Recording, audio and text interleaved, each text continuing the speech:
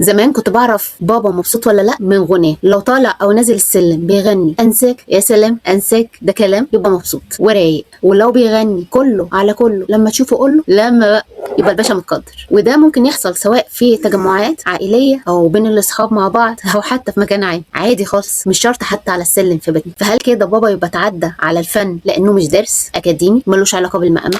طيب مامتي على قد ما تقدر تقول تريكو كروشيه اتامين كانفا تطريز تفصيل خياطه زي ما انت عايز تقول. هل هي كمان اتعدت على الفن لانها مش دارسه في فنون تطبيقيه؟ طب سيبكم من الاثنين دول. اخويا وقت ما كان في الثانويه العامه، مواطن في الثانويه العامه، فاتح الكتاب في درج المكتب تحت الكتاب على طول بينحت شطرنج من الشمعه، بس ماما تدخل عليه الواد مقطع المذاكره تقطيع. طيب هل هو كمواطن في الثانويه العامه مش من حقه يعمل نفسه بيذاكر وينحت تحت الكتاب بالفطره علشان مش دارس في فنون؟ طيب انا من ابتدائي بعمل حاجتين، بكتب قصص وبقطعها وبرسم، ودايما جنبي ورقه وقلم او ورقه والوان، يا بكتب يا برسم سواء كنت متضايقه ولا مبسوطه. بس كده لا خالص، لما باجي اذاكر حاجه والاقيها صعبه عليا بحاول اعمل لها illustrative drawings عشان اسهلها على نفسي، دماغي بتشتغل كده. طيب انا كده ابقى برضه تعديت على الفن علشان بعمل ده بالفطره، علشان بعبر عن اي حاجه عاطفيه او نفسيه بالرسم او الكتابه. وعلى فكره انا بعمل ده لحد دلوقتي، الطريقه اللي بعيش بيها، النفس اللي باخده في الدنيا. طب هل ده علشان احنا مثلا عيله استثنائيه مولوده متعدده المواهب بالفطره؟ لا والله. حضرتك لو قعدت مع اي طفل صغير لسه ما دخلش المدرسه ما يعرفش يفك الخط، هيحكي لك حواديت، هيالف لك قصص، ولو اديته قلم وورقه هيشخبط،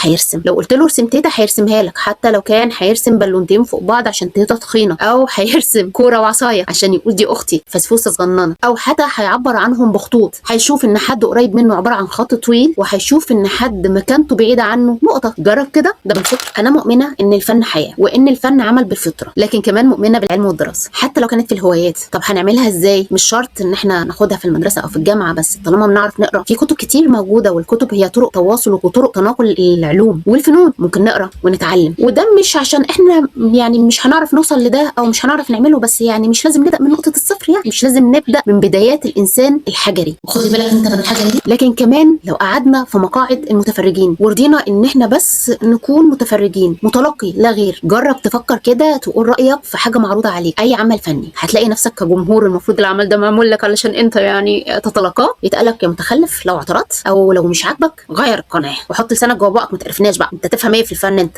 يلا مواطن انسان. طيب انا عندي بقى اسئله للانسان في عصر الاي اي، والموضوع ده انا مش جاي اقول فيه حاجه جديده انا جاي اقول اسئله يعني مفتوح للنقاش. السؤال الاول، مين من حقه يمنح او يمنع اي مواطن اي انسان من حق ممارسه الفنون بجميع انواعها؟ السؤال الثاني، ايه اهميه ممارسه الفنون في حياه الانسان؟ السؤال الثالث، مين اللي يقدر يحدد لك انك لو حتى هتمارس وهنسمح لك انك تمارس نوع واحد من الفنون ما تبقاش متعدد المواهب، او يمنعك ان انت تجرب انواع مختلفه من الفنون؟ يعني ليه لازم يكون في صلاح جاهين واحد؟ ليه ما ينفعش فيه يكون 1000 صلاح جاهين؟ وخصوصا ان احنا لو دورنا على تاريخنا هنلاقي اشهر الفنانين اللي اتعمل لهم حتى متاحف لو فن تشكيلي ما كانوش خريجين كليات فنون، هم اتعلموا الفن بالفطره وبدراسه غير اكاديميه. مثال محمود سعيد كان قاضي، الاخ كان محامي يا جدعان، دارس حقوق، بس علم نفسه الفنون. ليه متحف في اسكندريه، متحفه حلوه جدا على فكره. السؤال اللي بعده، مين من حقه يمنع لو رضينا ان احنا نكون متلقي وبس انك تقول رايك في اللي بيتعرض عليك؟ هل احنا المفروض نتلقاه ونكتب، ولا ممكن نقول ولا وده كويس ده مش كويس؟ مين يا جماعه من حقه يموت الناس بالحياه في عصر الاي اي اللي هو حتى الفنون ما بقتش حكر على البني ادم، لا البدائي ولا المودرن، الاي اي بيعملها. والعجيبه ان الاي اي لما بيعمل لك لوحه ولا بيعمل لك اي حاجه بيسمح لك تعدل عليها، بيسمح لك تقول رايك وبيستنى رايك.